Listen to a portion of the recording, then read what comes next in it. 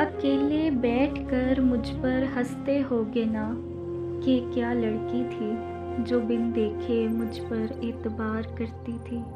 शायद वो मुझसे प्यार करती थी जो सारा दिन सारी रात सजदों में आंखें अश्कबार करती थी। जो सिर्फ मेरी खातिर रब से भी तकरार करती थी। जो अपने अरमानों को लफ्ज़ों में ढाल कर एक नई बोली इख्तियार करती थी। जो मेरा शिद्दत से इंतज़ार करती थी। मगर जब उसके ख्वाब टूटे होंगे, मेरे हाथों से हाथ छूटे होंगे, तो उसे कैसा लगा होगा। अब वो लड़की आखिर क्या करती होगी। शायद वो लफ्ज़ों में अपना दर्द भरती होगी।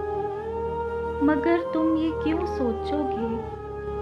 तुम तो अकेले बैठकर मुझ पर हंसते होगे ना कि क्या लड़की थी जो बिन देखे मुझ पर एतबार करती थी।